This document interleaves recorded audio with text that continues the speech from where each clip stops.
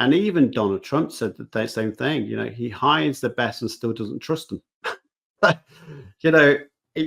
Again, whether you like him or not, just look at some of the principles he's leading that makes a success, not his approach, not his behaviors.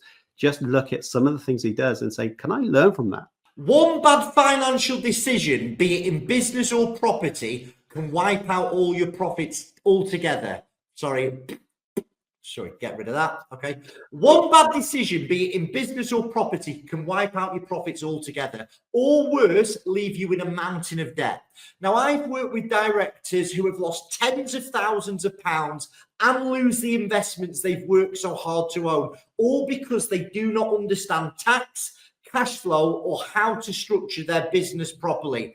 The right financial advice can mean the difference between growth and disaster. Get it wrong and you're going to risk everything.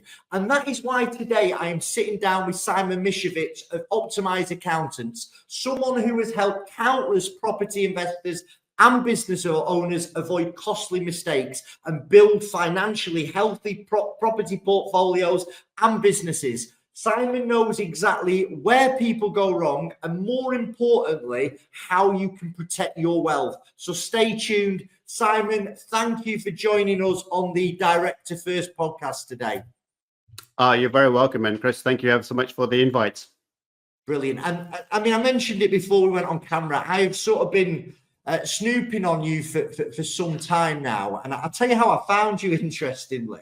I was looking on YouTube at people who talk about company closure, and out of nowhere there was a specialist property tax accountant who did a video on how to close a company that had about 20,000 views, and I just watched it, and then I continued to watch, and I've enjoyed your content because it makes a subject that can be a little bit dry quite interesting and quite easy to understand.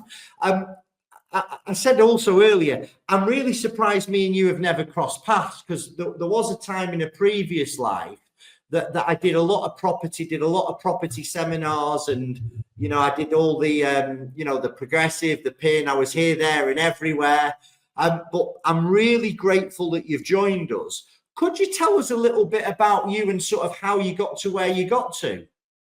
Yeah, absolutely. So first of all, I wasn't always an accountant doing tax returns. I was a consultant many years ago, probably about 20 years ago. It feels old now, doesn't it, when you say 20 years ago?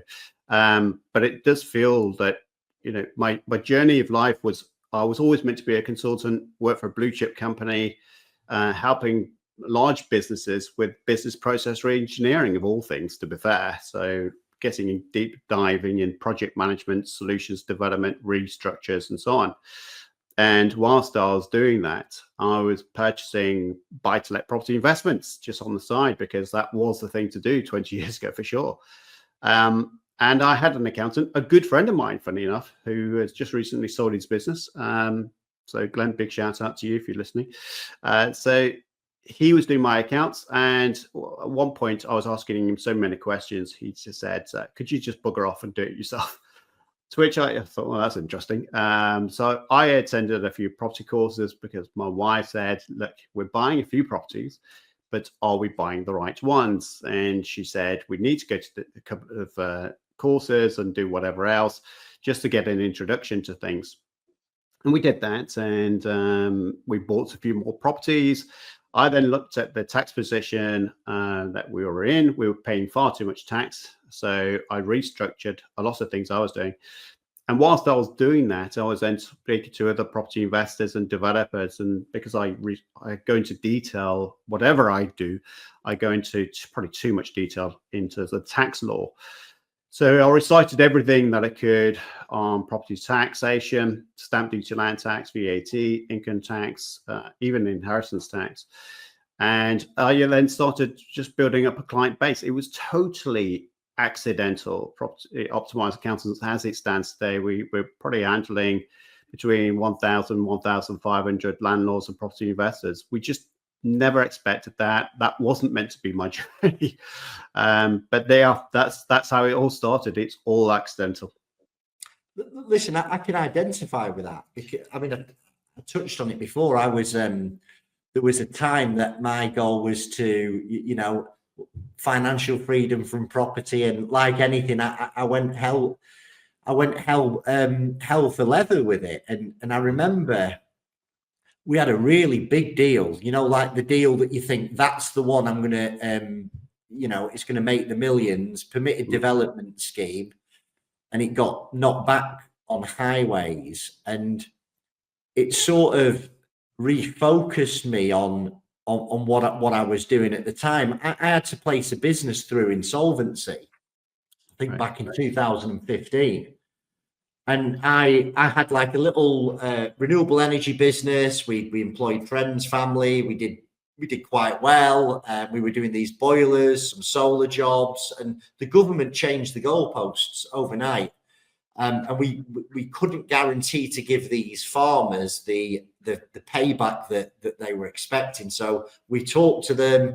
We had to give back a load of deposits, lost a load of work, and then we'd have got through that. But my first introduction to insolvency was realizing someone had us over for £200,000. I laugh about it now. At the time, it was absolutely terrible, and we got forced into insolvency. No, but like you, I learn about things first. I'm very inquisitive, very curious, and I'm going out there and I'm sitting down with these insolvency practitioner people, and I'm reading on the internet, and I'm thinking everything I read here is conflicting.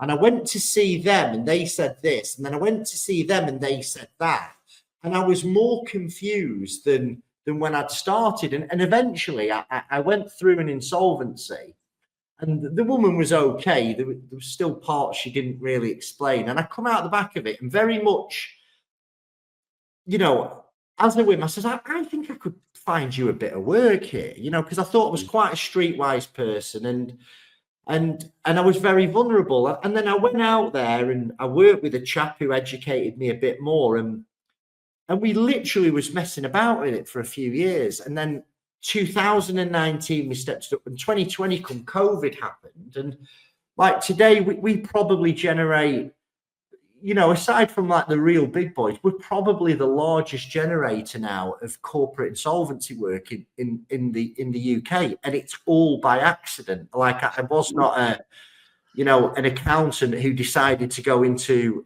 insolvency. It's like I've been there, and it sort of positions me well to be able to speak to directors on a level. So it's mad about these little forks in life and where they take you to. Yeah, sometimes I think things that the emergent strategies, I think I remember doing that in my MBA, is where you have a strategy where you're going, and my life was all about corporate world. And the emerging strategy is something that takes you by, surprise, but then you go along that journey and it's actually better. So I think for a lot of people, when you have the opportunity to do something slightly differently, it's a great time to reflect and say, well, actually, could this be better for me? And it was for me, for sure. Sounds like it was good for you as well. Yeah. Listen, we're able to help a lot of people, and it's an interest. No 2 days are the same, Simon. It certainly keeps me out of the trouble for the best part, anyway. Mm-hmm. I bet. So, Optimise Accountants. Do you work with people all over the country, or is it all over the world? Who's your ideal client? Well, interesting enough, so on my initials, you'll see FCCA, ETC, which is the UK qualifications, but I'm actually a US qualified tax specialist as well. So I deal with a lot of foreigners that either invest in the US, UK, or indeed Spain, because I'm here now. So I deal with a lot of expats moving countries. I deal with a lot of people investing in UK property. So I have two different niches, which is quite nice. It does vary the day. So it's not just one boring subject. I think the thing that you said about it's not the same day every day. It's certainly not the case for me either. But whereabouts in Spain are you? So I live in Marbella, Spain. So it's the real south part of Spain. So it's right next to the water. I take my dog every morning. It's great. I love it. I used to be in Nottingham, which is the central part of England, of course. Yeah. But the weather was awful, and I'm a fair weather child, so I really do like the sunshine, and I do like walking my dogs. So it's just a perfect fit for me. Mate, it's my favorite part of Spain. I'm there in a few weeks actually, so it's Give me a shout. hopefully I went there last Easter. Oh crikey! I don't know if you remember. Like, I've convinced my missus it'll be okay to go to Spain in April. It'll be absolutely fine. It hammered it down for like 4 days, but just to get myself back on point. One of the things that I enjoyed reading and looking at was a post that you did recently about costly mistakes that property investors are making. Can we dig into that? Of course. Yeah. Which elements would you like to? There's such a. I'd like to hear it all again, if that's possible, in the time frame that we've got. Yeah, of course. Let's go for it. I think the biggest mistake I see people make, if I'm genuinely honest with you, is not setting any expectations. And what I mean by that, it sounds really strange to say that, but when people go to a property networking events or education, what it's almost as though someone's writing their obituary for them. So you'll hear things like, "Oh, you should earn £10,000 per month." Why? Why should you invest? Why should you earn £10,000? If you're earning currently £2,000 a month, which is fair, what's the difference between 2 and 10, and what's the difference between 2 and 6? It's still a big deal, right? But people will often say, look, you need to follow these property strategies. Your target needs to be £10,000 per month. And we're going to introduce you to an array of different type of property investments. And listen, I've been to property courses. I've been on Simon Misiewicz mastermind for a year, which Louise, my wife, kind of convinced me it was the right thing to do. I didn't want to do it initially, but if it wasn't for Simon Misiewicz, I don't think property Optimise Accountants would actually exist, because of what I said earlier about it was an accident. But I went to those courses. And you get taught so many different things, and I think that's a problem. You get taught so many strategies, so many avenues can go down, and you just get overwhelmed. And some things can apply to you, so that's why they do it. They give you an array so you can choose which one to go down. And I think the problem is with most property investors, property developers, I see, is that they lack the end goal. Stephen Covey once said, have the end in mind. And I always, when I did my MBA, that always kept me centralized and grounded, because it was pretty much, I knew where I wanted to get to, and I know things can change, but ultimately I know what I want in life. And that is to be with my wife, have good lifestyle, not, exuberant or anything like that. I know I need a set of money per month. And sorry, someone's trying to ring me there. I thought my phone was off. Blooming was as well. Sorry, Simon. Apologies. Shall we pause that just so we can get that? That will definitely get edited out, mate. And it is at 13:12. Someone's just come through on the phone. We were at end in mind. End in mind. So let's go on with that. So, yeah. So Stephen Covey, thinking about the end in mind. I knew where I wanted to be. I wanted to be grounded. I knew what I wanted in life, be with my wife, be with my son, and be in a country that was good for me. And that was it. I don't need a flash car. I don't need a huge mansion or anything like that. But people will go to these courses, go to these events, and listen to what other people have to say and say, well, I want that for my life. It's like, do you really? I know a lot of billionaires who are miserable sods. It's like I've been there. I was the guy I did the other side. I did the progressive training, and I bought into it. And it's like, I think a lot of them fail. I'm going to throw it out there. I think an enormous amount of these people that go through property training end up failing, or don't get off the ground in the first place. But it was only as I got older that I realized, what's important to me: my health, my children.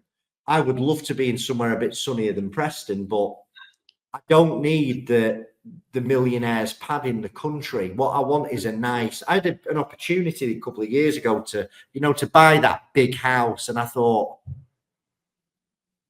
that's going to impact how many times I go on holiday. That's going to impact on, whether I do this or do that. Because I see people that have these big lives. And if the washing machine breaks, it's a serious problem. It's like, and I think I found some freedom in knowing what I want in life. I want to have and people used to, some of these training courses say, well, you going for comfort is a bit lazy and it's not big enough. And you know what? I want to be comfortable, mate. And if God wants me to have the big pad in the country, he will let me know. But right here, right now, I don't need that to be happy. It's a really good point. I think the thing about that comment is my wife always mentions about Cornflake Island. And I never really understood that saying, when people say something, you just go, not sure what she's on about, move on. But she said it once upon a time. We were looking at houses and we were always kind of level-headed. We knew what we could afford. Whilst having the holidays, we knew what we financially, both of us are astute. She's in purchasing, she's a SIPS executive, so she knows exactly from purchasing supply, she knows what to do better than I do, in fact. But the Cornflake Island comment was because people will buy a big house or buy an expensive car, and all they can afford to eat is cornflakes. Generally, because they've over-expensed themselves. And people I see on these courses, they love the excitement. They love the opportunity to look at deals and look at this and look at, oh, I'm going to a networking event. I'm meeting this such and such. I've bought an expensive £2,000 suit, this £5,000 watch to show what I'm good at. I'm going to go to all these events. And then they give up their job. And you kind of think, what are you doing? I don't understand why you would literally just go, oh, I'm going to make it. I've never bought a property, but I'm just going to give everything up and go straight into property. I've got £100,000 worth of savings on the site. Listen, that £100,000 will go quickly and then you'll be broke. And actually, I see a lot of people go back to work. Don't go around a property networking event telling people you've got 100 grand to invest. I know, right? It's because I think it's going to be. Listen, there are some people out there that they shouldn't be trusted. You've got to do an enormous amount of due diligence when you're going into property and you're getting into bed with somebody and you're lending money and you're borrowing money, and the risks aren't talked about enough. They're sort of glossed over. Listen, I see that the problem is, and it's nice to have this kind of conversation because we can bring a real sense of realism to property investors and developers. And I think property developers more so than investors, because listen, if you buy a property, 3-bedroom house in Preston, and you rent it out, if something goes wrong, you could still sell it for the same kind of price and you'll get most of your money back, if not all of it, or a bit of a gain. But property developers are a totally different kettle of fish. And people think, oh, I've bought a 3-bedroom house. Now I can go out and, buy this piece of land and then develop on it, or knock down this commercial building and convert it to residential. Think, well, hold on a minute. What experience do you have? Oh, yeah, well, I was in IT. That's got nothing to do with construction. And you're in a world where you think you're now a project manager. And I've seen it. And, I've been part of this project where I've taken over the projects because I thought this is heading towards disaster if it's left with you. I see it every week. It's and that's what's taught, isn't it? You can build. There is adverts on Facebook saying you can be a developer with no experience and no money. And I just think, and I learned the hard way. Because I got into property and we started buying little ones and we were doing sort of renovating flats. It's quite hard to mess that up other than, price it wrong, get the refurb wrong. But then we went into commercial conversions, and projects overrun and they cost more money. You know, it's like, and we instead of doing it ourselves, we brought in a guy who was vastly experienced he was a project manager. He was a chartered surveyor, and it's still overrun, you know, and it still costs more money. And, you know, thankfully listen, we used to buy in Blackpool. You can't really go that wrong in Blackpool, Simon. You know, I think the last one we did, we bought the building for 50 grand. We bought an old solicitor's building for 50 grand and converted it into apartments. But like I've been involved in quite a few jobs where they should never have bought it. They should have never gone into this. And I hear it all the time. People have lost their life savings, not just their life savings, their family's life savings as well. Listen, we have a lot of clients that have taken their pension funds, put into a SaaS project where someone's going to do a development project. And not only have they lost the money for the here and now, but they've lost their retirement funds in totality. And then you hear that they're going back to work, they're having to do a part-time job on top of their full-time job. Listen, I think the biggest issue that we have, and there's no science behind this, 85% of businesses fail, right? Now, when it comes to property developers, I think that percentage could be even more, if I'm genuinely honest with you. And the reason for that is people will do due diligence, but they don't really do it enough detail. And then when the numbers don't look right, they'll do a job of themselves. You know, they'll have their spreadsheets, very sophisticated looking spreadsheet, very nice. They can be nicely presented to anyone. But if the numbers don't work out, let's instead of 25% contingency, which by the way is low, I always go for 35% contingency. Let's drop the contingency, and we'll also drop off this, you know, the fees for the architectural fees and the planners. We'll drop that a little bit. And then we'll slice a bit of cost off this. Oh, look at this. The numbers stack up now. And they believe it. And that, I think that's the problem, is that, you know, people, even on LinkedIn nowadays, will post stuff about, you know, their property development is really exciting. And then I see the numbers, I think, this is heading towards disaster. You won't be posting back on here in 6 months' time. You never hear of them again, do you? You get the post, I've bought this, and this is what it's going to do, and this is what it's going to give me. And I'm thinking, I'd love to see another one in 2 years, because I fell victim. I've got quite a few properties, mate, and you know what? I don't make a lot of money out of them. I certainly couldn't live. I couldn't live off them. You know, it's I never did. I never went into property. Listen, Louise and I bought 14, 15 properties in the space of 3 years. It was helter skelter, if I'm honest. And we did that whilst we was in consulting. So she was working in London. I was all over the UK, and it was just mental. We really just at weekends, it was viewing properties and just going for it. We never really had that vision of replacing our income. We had a vision of, you know, at the time, every 10, 15 years, property values would double. That was the idea. And I don't think it could be too far away from in 20 years, maybe doubling again. You know, it could happen. But that was our view. It was always our pension. We never had that drive to replace our income. We never really felt that's the way to do it. But you can make money in property. I mean, you know, if you look at HMOs that people buy, there are some great things that you could do. We bought micro flats. Actually, that was an interesting one where we converted a commercial building and built micro flats. Yeah. We didn't like HMOs. We just, you know, they're sick and tired of tenants moaning about people taking food out of the fridge. We just said, you know what? Why don't we build micro flats? Really tiny places where people use Monday to Friday at the Queen's Medical Centre in Nottingham. Yeah. Doctors would come from London, use it for 5 days, then back home at the weekends. And those kind of flats did really, really well for us. And we made a stack of cash out of it. And again, that was accidental.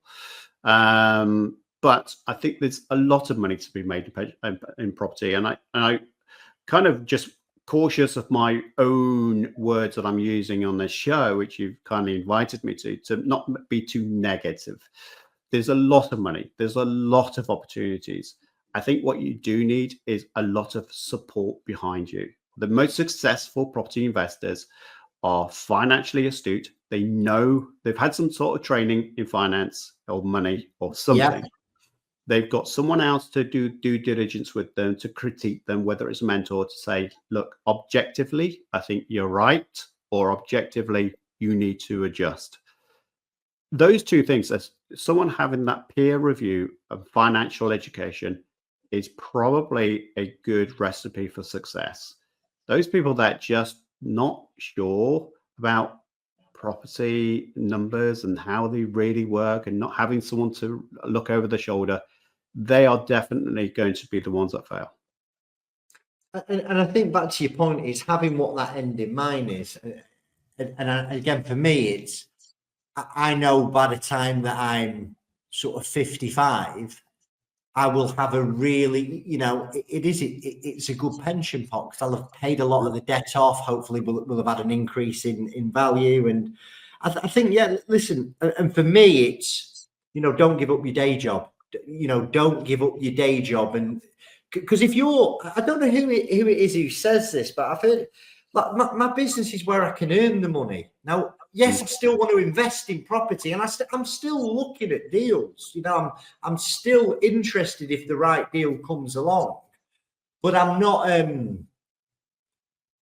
not doing it all day, every day, because at the moment, because when I've done it in the past, I'm taking my eye off how I'm making my money. So I'm spending the money that I've got, and my business is suffering because I'm running around here, there, and everywhere trying to make deals stack. So it was I love the point that you made. Have that end in mind. Just on that point, we did, and I was very grateful for Simon Misiewicz, and I really enjoyed the Property Mastermind. And I did some of the stuff you hear about in terms of leaflet drops. Did it work? Yes. I was able to buy 1 or 2 properties and then sell them pretty quickly. So I bought them in cash, sold them very quickly thereafter, made quite some good money. Did HMOs, did service accommodation for a short period of time. But you know what? We always came back to, which one's the lowest form of maintenance of my time? And it came back to vanilla buy-to-let properties through. Yeah. And we just looked. Micro flats, I would never have thought about that if it wasn't for Simon Misiewicz's mastermind course. I've got to be honest, in terms of the thought process. We tried the HMOs, we tried service accommodation, we tried to do option deals, and we actually had success. But what we really came back down to is, back to your point, it was taking us from our main business focus. And I always say to people, you may as well stack shelves at Asda and Tesco for the amount of money you're earning from property right now. You may as well just stack shelves and then just keep on earning from that money. And I use that analogy for me is, well, how much am I making per hour by looking at properties, by doing this? And I know full well I probably earn a lot more over the course of a year doing my business of Optimise Accountants than I would be looking at to try and stack deals up.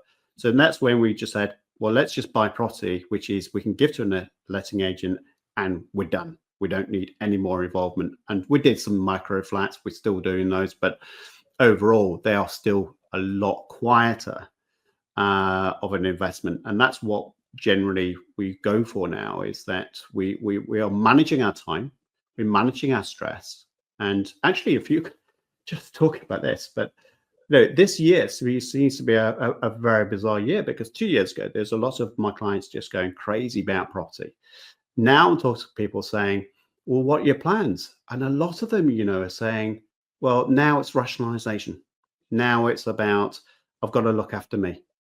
And whether they've had bad financial moments, I don't think that's always the case.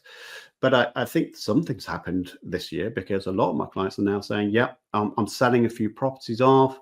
I'm keeping what I've got. They really do nicely for me. But, I want a good life now. And it's like, where's all this come from? So many people are saying it to me now. And it's nice to see, because I do see the other side to it of people just being so hectic, so ingrained in what they're doing, and they lose sight really of what they want for themselves. And like I said earlier about the obituary, reading someone else's story, making it your own. You should look for what you want in life first, and then make everything work towards that. And that doesn't happen. No, it's And it is. It's. I mean, the market up here at the moment is there are properties out there, but buyers seem to be a little bit. They're not ready to come down enough. I think the banks are going to start. I think it's happening now, isn't it? You're going to start to see banks taking properties back. The auctions that seem to be getting a little bit fuller, and it's. I've got to listen. I learned a hell of a lot off my property training. You know, I did some. I've got an HMO. I did some rent to rent. I did. I'll trade the odd deal. The last deal I traded, I earned more in that deal than most people will on in a decent salary job. And I learned some fantastic ideas. It's just I hadn't got my end in mind, and that was the problem. Talking this through with you, I got confused of what I wanted from that. I've learned some tremendous things from property and other people. But what I took for it, I've got to focus on what my key job is. You know, this is what feeds my kids. This is what gives me a good lifestyle. And property is very much an investment, investment on where I can put some money in. You know, hopefully it's a vehicle to get you to where you want to go, right? But it's not the be all and end all. Property itself should be an instrument that you play for your music. But it shouldn't be, right, I'm going to change my life just so I can go to a networking event. You know, I couldn't stand it. I had to leave those networking events because they've just become a place of people talking about deals, talking about this, talking about that. And then I used to say, well, how much have you executed of your plan? I'm all about execution. You know, I'm always about execution. I don't care about, as a project manager, you don't really give a monkeys about, the 5-year pipe dream, the 10-year dream boats and the dream boards that people tell you to write. Yeah, they're all fascinating and they help you be motivated. But you do need a bloody plan to get. You've got to do some, haven't you? You know, take some action every day. Yeah, but you're not going to get that from a networking event, and I'm not dismissing network events because I think they can be very good. But I do see people that leave those events and almost go back to their social media accounts or whatever it is, and just on that all day. I may be being disingenuous, but I even clients when they come on board and I talk to them about their action plans, how they're monitoring it, and I think that's why I think a mentor is a very good thing to have. You know, I'm my own best mentor, to be fair. I'm always looking at myself in the mirror. What have you done today? Accusing myself of not doing too much. But I think there is that having someone to do that peer review to say, right, what is it your plan? I had an action coach guy, funny enough, and he was really good for me for years and years and years. But the one thing he said was, what is it you want to have achieved in 12 months financially? And that was a really good thing. It was like, well, what's your bank balance going to be? What are you going to be generating in the bank as a profit each month? And then now let's work backwards. In that 12 months, what are you going to do to achieve that? And having someone that analytical really gave me a bit of a kick at the backside. But if people have that mental, and then the problem is that they cost you money. And those people that are working full time, give up their job, now are in a position to say, well, actually, I've got very little money. I can't afford a mentor. And my argument would be, you can't afford not to. Yeah, listen, and I've always, I did much like you, I did the progressive VIP when I was there because I wanted to. I wanted to learn. And I mean, now I have a coach. I have someone that work with on a month by month basis because I'm the boss. Who am I accountable to if I'm not accountable to somebody? It's so easy to say, I'm busy. I'll do that. I'll do. And I did some work. I did some work with him, and I mentioned before, John Holiday at Potnells around finances, and it blew my mind, like really. Because I can be that big, big picture thinker. Yeah. This, that, and the other. And it's like, okay, let's get really critical. And I learned, did it with him for about 6 weeks. And it's some of the best information that I've ever had. You know, how to really, really use those numbers. And I find it quite interesting that an accountant has an action coach to actually look at the numbers, because you must be the same time. It's easy when you're the boss to just, you know, toodle along. I think accountability is really, really important, and just setting those sails and going, well, you did say you were going to do that this month, and like, what are the key things that you have to do this week to allow you to get to where you're going to get to? So I'm a big believer in it. Do you know that one thing because I have a son who's 10, Hugo, and one of the things that I really admired about, whether you like Donald Trump or not, by the way, it doesn't matter. What matters is what I'm going to be sharing with you. For everyone listening in, don't turn off. But Donald Trump, I read a story about him where he had his children with him all the time. So when he was doing business in Manhattan, he had his kids in the office whilst he was doing calls. And people would say, well, why do you do that? And the comeback was, I want my children to be educated in what I do, my business. I want them to understand what it means. I want them to understand the language I'm using, the purpose, the focus. And I thought, well, that's really inspirational. So even now, you talk about accountability. Each week, we have a family meeting. My son is included, Right. and we talk about what we're doing, how we're doing it, why we're doing it. And my son, he's doing, you know, extra stuff in maths and English to help him with that, because he had low confidence in those subjects. Now he's really excelling at school on those subjects. Louise and I talk about business, and we talk about, well, what we're going to do with the business, how we feel about it. And it's not all about numbers, but we do have KPIs that that Louise and I work to, not with Hugo, of course, but we do talk about it. And why do I do that? Years ago, I did legacy planning with property investors. And so many times I had meetings where I said, look, don't just come along with yourself by yourselves, bring your kids. And they said, well, why? And I said, you will understand why. So anyway, they did. And 5 or 6 times I did this. And I would say most of them I would have a conversation with the adults and say, right, okay, inheritance tax planning, what you're going to do, you got to, people with property, you're really up against it with inheritance tax. When you have a portfolio of 5 properties, you really do need to look at this thing. You need to think about how you're going to pass this on to the kids. Then I would turn to the kids while they're kind of going, yeah, no thoughts about this. I had the opportunity to speak to the children. I said to the kids, and they could be varied from 10 to 25, right? I'm not talking about just anyone, but I will talk to them according to their age, of course, and say, tell me about your parents. And most times they would say, I don't want property. I'm like, well, okay, share. And I knew this would happen, so I did it. And I said, come on, share with your parents, share with me. Why don't you want to share? My parents are stressed. My parents are always looking, having to take calls from tenants, from letting agents. They don't stop. It's a very, very stressful environment.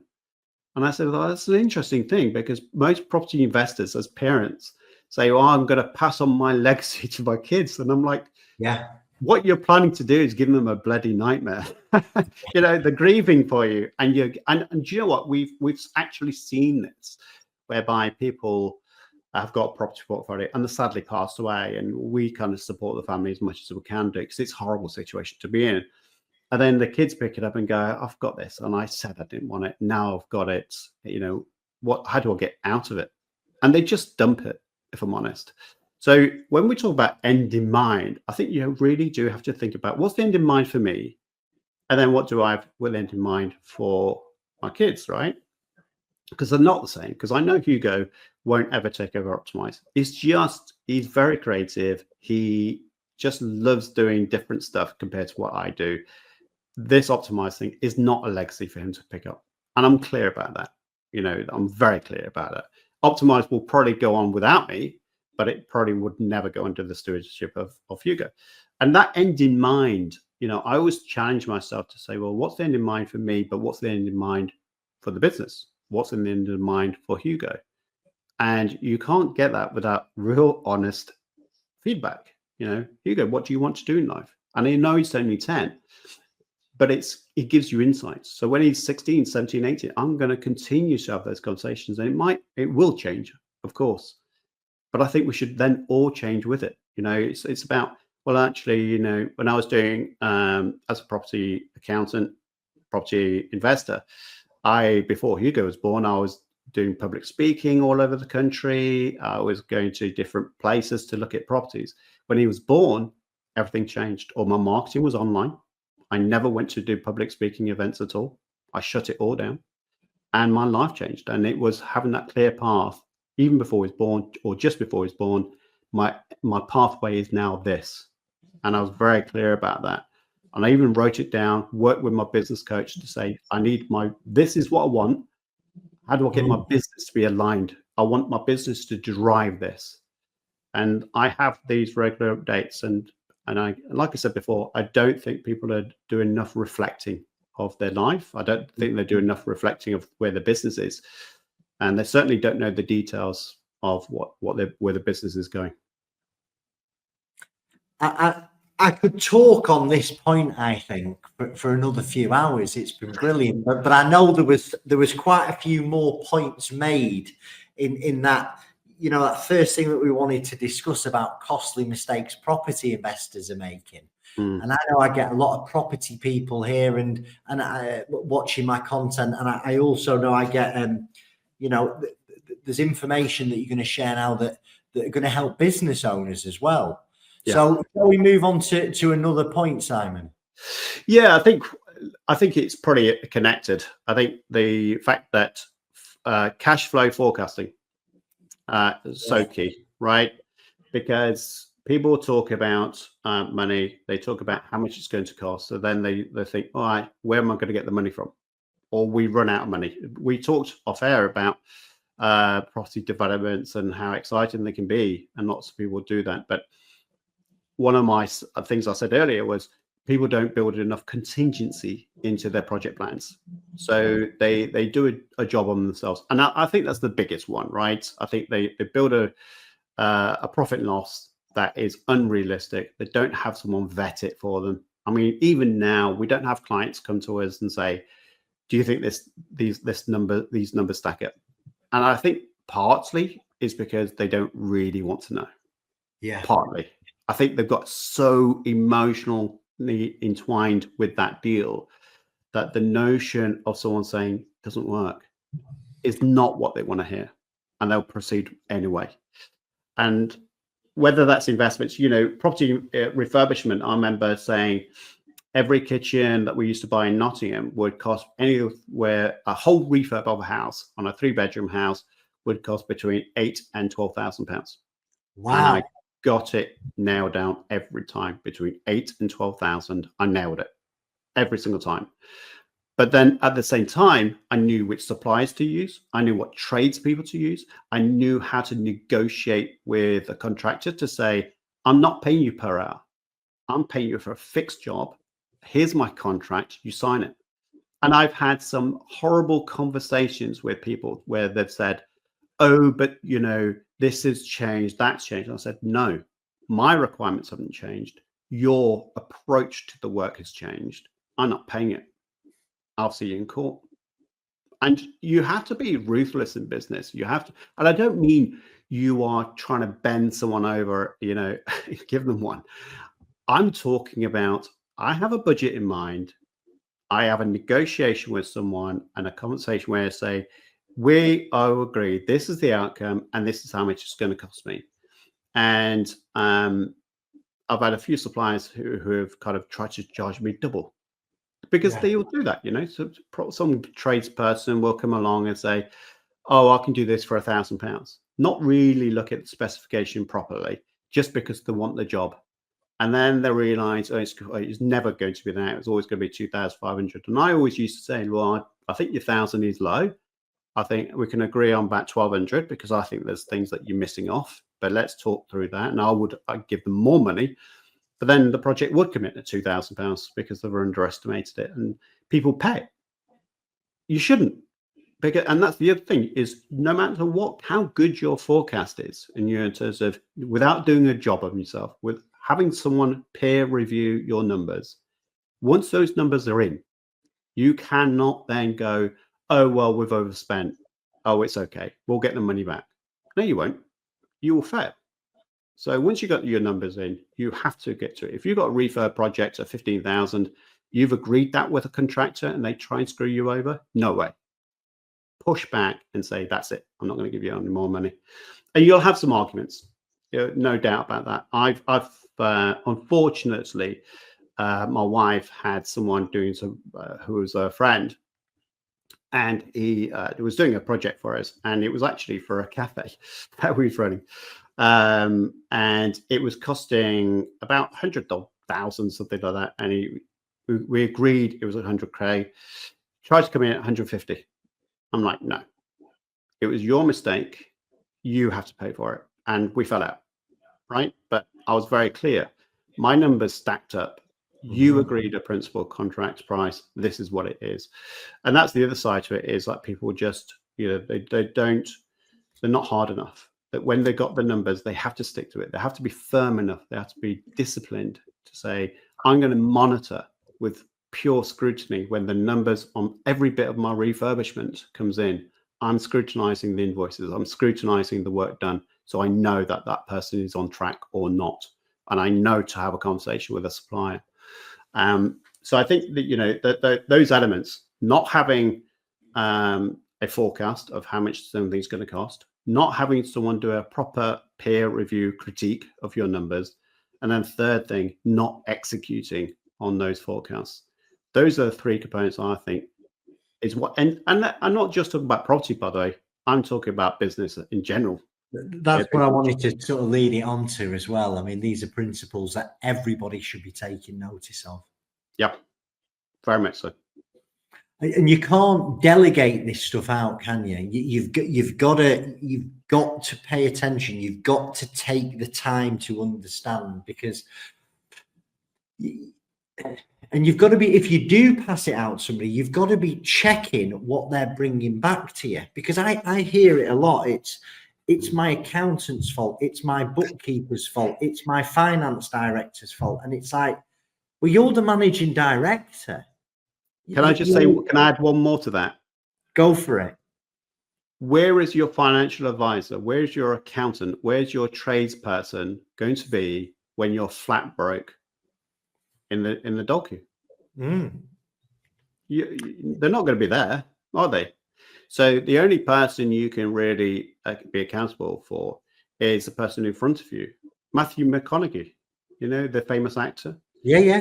Who's your mentor? And he said, my mentor is the person that I think about in 30 years' time, looking at me in the mirror 30 years from now, looking back at me now and saying, where are you?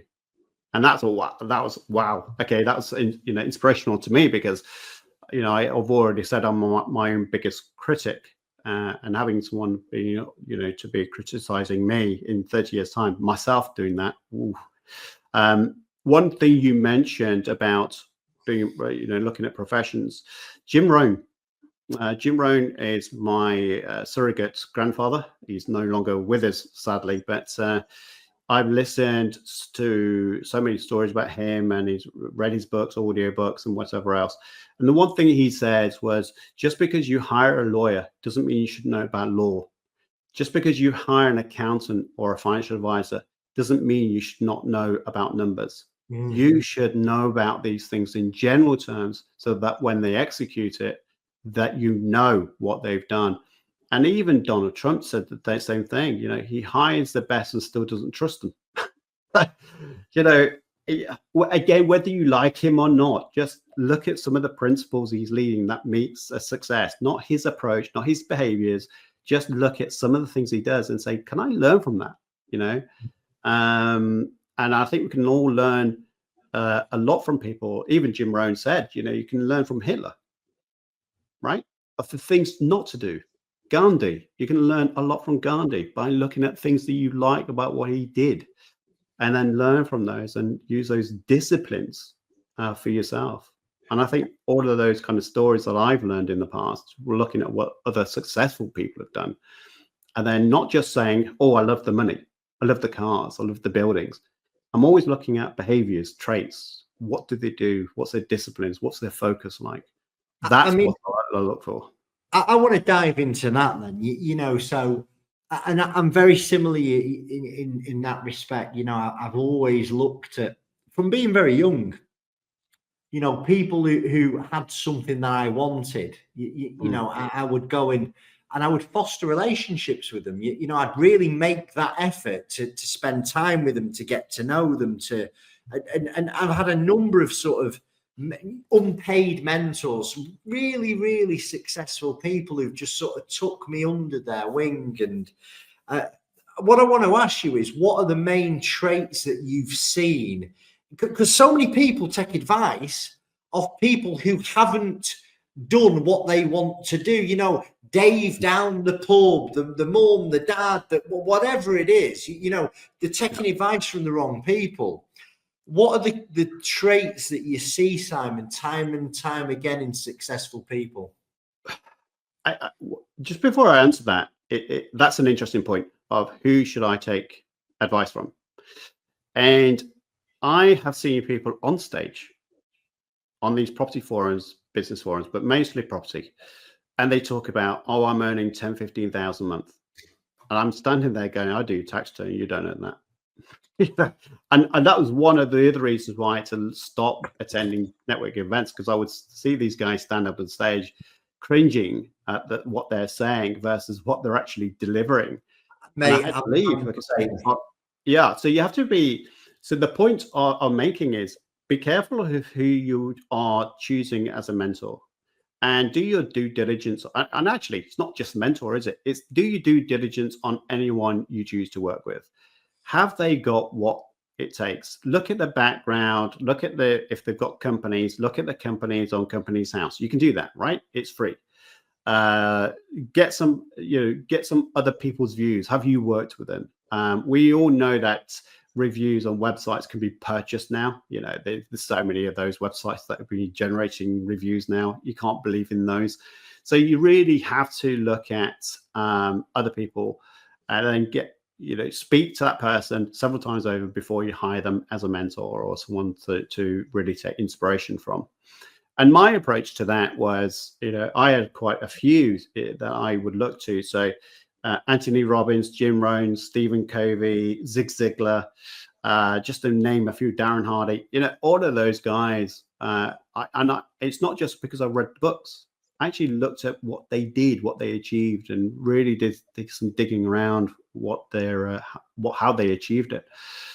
Now, coming back to the traits, the number one trait I would say is focus of what have the end in mind. Stephen Covey, back to that. What is it you want to achieve? But then the second thing is unadulterated focus. You got to make sacrifices. You really have. So I don't have as a big network of friends as what I probably could do. Probably what I should do sometimes, because I'm ultra focused on what I do in my business. I love what I do.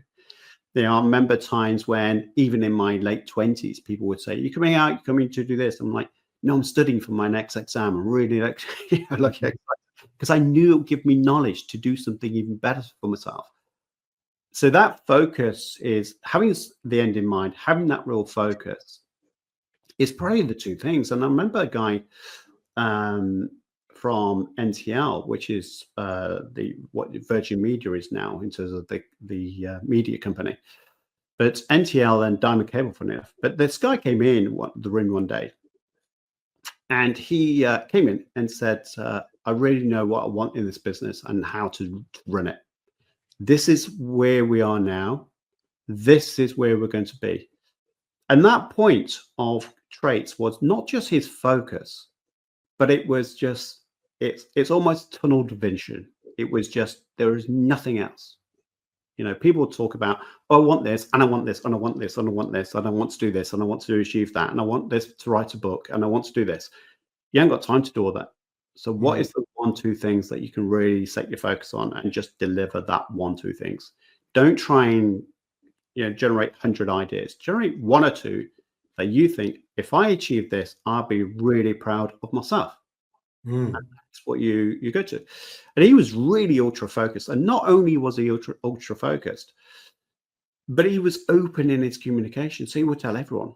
And I appreciate he's in business, he's got employees that he manages. But the one thing I really admired about him, and it's Nigel, funny enough, and he and I go a long way back.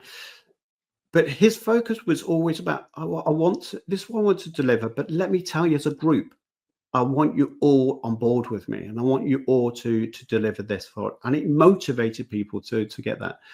And that's the thing, is build a team around you, a supportive network. So it's having an end in mind, it's having focus, but then realizing you can't do it yourself. You have to have other people that support you.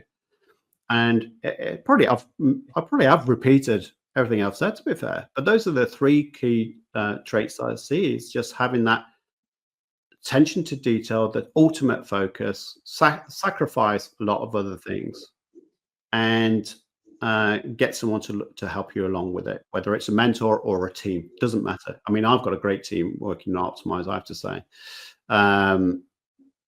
But then, you can achieve anything you want, if I'm totally honest with you. But you just got to have the right people. Henry Ford, and that was the other thing. So Henry Ford, who I took inspiration from, was always going against the Japanese, and the Japanese were always going to win in car manufacturing, weren't they? They knew how to build cars very, very well. But what he would say, he was in, I think he was challenged by a journalist to say he didn't know what he was doing. And he said, well, answer me, give me any question. He said, all right. So what do you mean, any question? He said, give me any question you want. And they asked him a question. He said, fine. And he would call upon someone to come in and answer the question. He says, but you didn't answer it. Was it a court case? Was it a court case? It was a court case. It was a court case. Wasn't it? And he was one in every single time to answer the question. You went, there you go. Someone called him ignorant or something. I think that I can't remember word for word, but you're right. But that's the point. You can't know everything. So just get people to, you will them in, you will them back out, right? When you need them. But don't think that you can do this by yourself. And with that said, there's a lot of this thing of people say, oh, business is a lonely business. And it can be. It can be a really lonely business. I mean, you said already, Chris, you've got a mentor, so you can talk things through. But if you try doing things in isolation, you will have a meltdown at some point. You will have overwhelm. You will probably stop. I find me is, and I just share where I'm at with these things, is if I've got a problem, it's generally a way I'm thinking about something. And what I used to do is I would go home and think. So I'm trying to solve the problem with the problem. I'm in my own head. I'm lost in my own head. And I'd like to say, I mean, I've done a lot of personal development. I've spent time and money on it. But you know what? I've still got a head that can be really negative and catastrophic. And like literally I can sit with a problem, and instead of, I've joked about it before. I can have wobbles sometimes in work and think, oh God, I'm going to end up in a skip. No one's ever going to want to work with me again. And nothing's actually happened. I'm just having one of those bad days. And what I've learned is I've got to talk to people about stuff. Like if something's going on, instead of someone going, are you all right? And going, yeah, I'm absolutely sound, is to go, you know what? No, I'm not. I've had a bit of a wobble here and I'm a bit worried about this. And, I want to do that, but I've got this nagging fear that, it's all going to go wrong. And it's getting out of your head, isn't it? Being able to talk to someone and trust someone who you're talking to that may have some experience to share back to sort of get you out the hole. Yeah. And sometimes the comment to you will be a supportive one, and sometimes it might be a kick at the backside. You do need two different people for that. And I do, funny enough, I will have peer reviews where even now you will have that conversation where you say, right, I feel like I need a kick at the backside.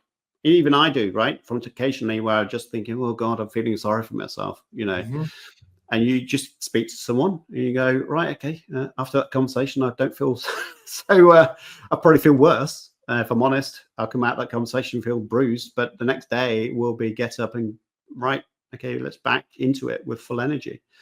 But I think that the point that we're both making is that there's a saying, isn't there, often, where your net worth is your network.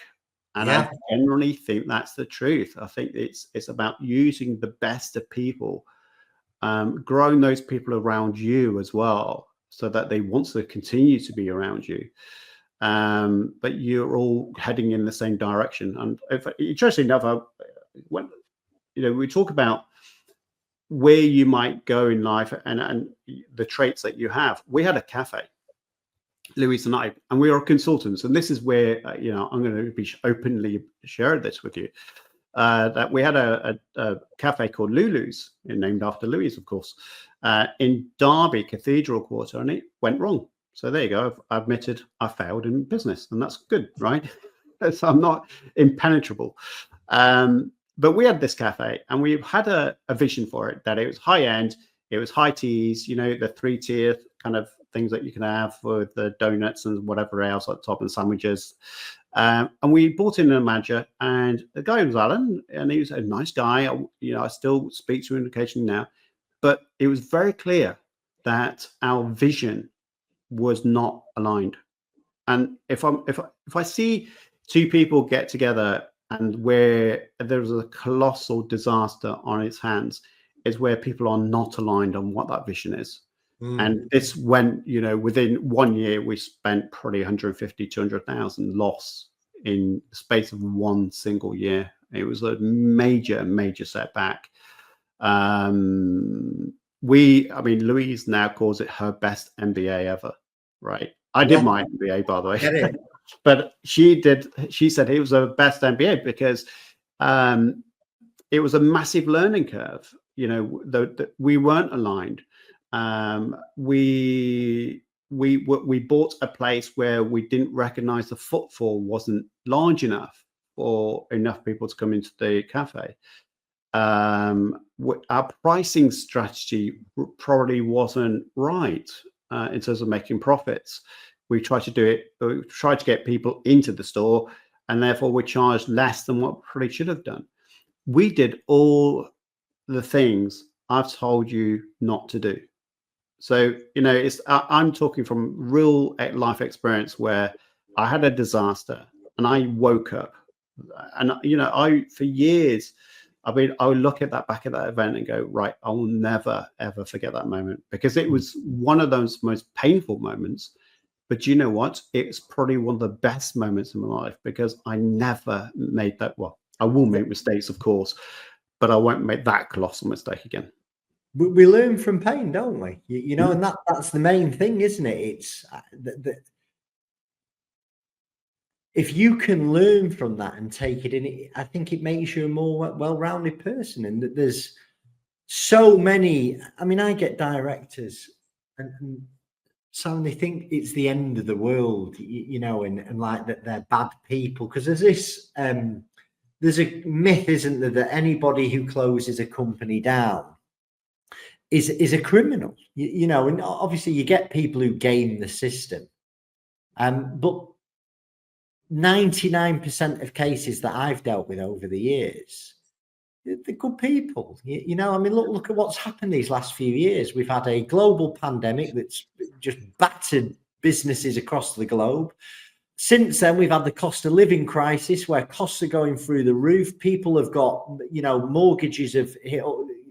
Certainly recently, it was hit all-time highs, and they've got less money in the pockets. They're spending, they're cutting back, the pausing making big financial decisions.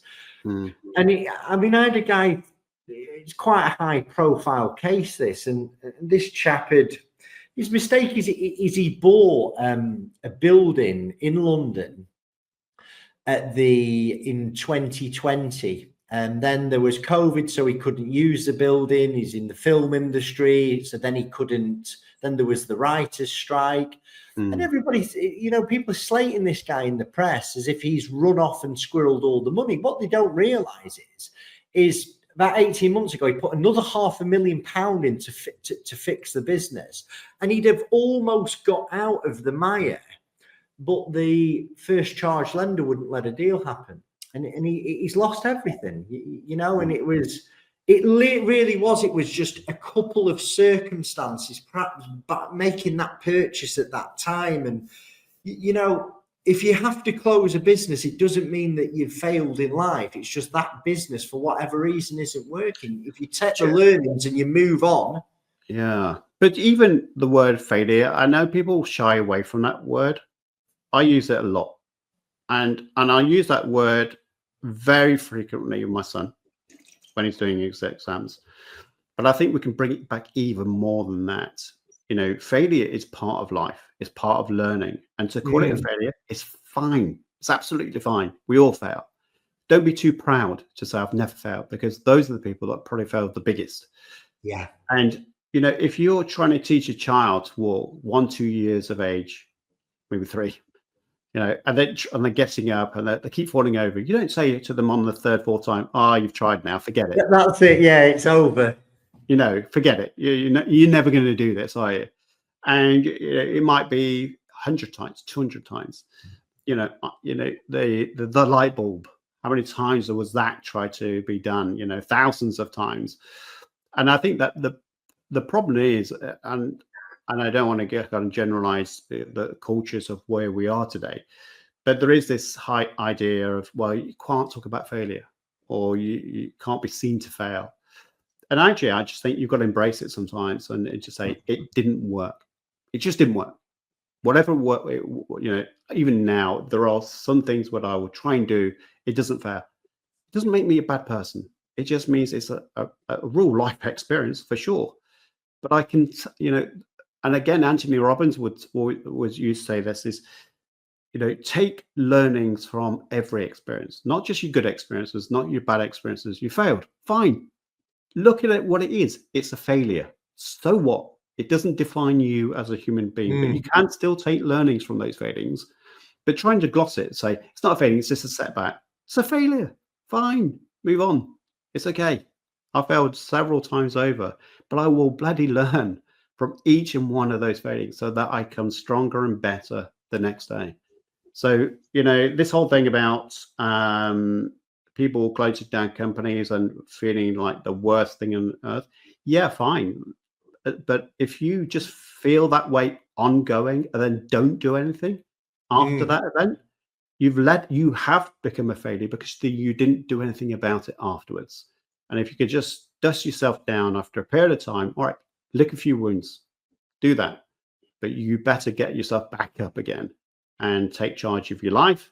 Realize that that is a failure, but that doesn't define who you are. You will move forward with these new learnings and you'll be better for it.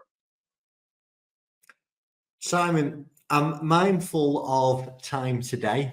I could talk to you for hours and hours, and there is so much that I wanted to talk to you about that I haven't. But I do know there's a podcast studio in Portobellouse, and I'm there in a few weeks. And I'm wondering if we could get ourselves together to finish this off. Yeah. I really, really appreciate you coming on. I've loved interviewing you. I've learned some myself, which is always great. Where can people find more about you? Obviously, we're going to drop details in the show notes, but where else can people find out about Simon Misiewicz? I think the best thing, because trying to spell Misiewicz is never the easiest, even though it's on the screen, right? But what I would always say is type, if you can remember how to spell my name, then put that into YouTube or into Google, and I'll come up somewhere. We have quite a lot of people who will be watching this on, listening to this on Spotify. Right. So shall we just spell it for, just so if they're listening? Yeah, of course. So I'll go for the whole spelling. So Simon is Simon. We've started there. That's a good start. Misiewicz is Misiewicz. And I had to even look at my own spelling. I'll say that again, by the way. So it's Misiewicz. And when I have to say that to Americans, by the way, it always screws them over because it's a Misiewicz. And also, you have quite a fantastic YouTube channel. And is the YouTube channel Optimise Accountants or is it Simon Misiewicz? Yeah, just either way. I think I come up on either Optimise Accountants or Simon Misiewicz, to be fair. But yeah, there's probably 700 videos that I've done. I do a video each week. There's 2 channels we will run now. In fact, there's 3. Even you might be interested in the third one. So I have one talk about UK property tax. The second one is international expat taxes for Americans, British, and Spanish. And the third channel I do for Louise is more of a hobby, to be fair, but that is called Moving to Spain, Marbella. I have seen that. Yeah. Okay. Yeah. There you go. Simon, thank you for your time, my friend. You've been a fabulous guest, and have a wonderful day. And hopefully I can see you in some sunnier climes soon. All the best. I very much look forward to it, Chris.